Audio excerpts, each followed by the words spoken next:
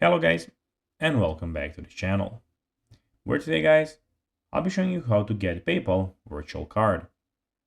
So guys, the first thing that you of course need to do is go to paypal.com or of course download the application on the Google Play Store or the App Store, whichever you have. Then you just need to go and log into your profile or register to PayPal if you already do not have a profile. But now guys, let's see what we actually have in front of us here. So as you can see, here we have the home, we have the send, wallet, activity and help. We also have the send request and other different things here. But now guys, let's see how you can actually go and get PayPal virtual card. First of all, of course, you need to log into your PayPal account and enroll in the PayPal Key program, which will generate a virtual card number for you.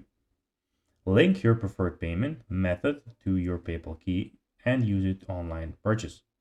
When you did that, you can alternatively apply for PayPal credit, which is a line of credit that you can use with, of course, PayPal. You can also use a free virtual card from the third-party provider and link it to your PayPal account for verification.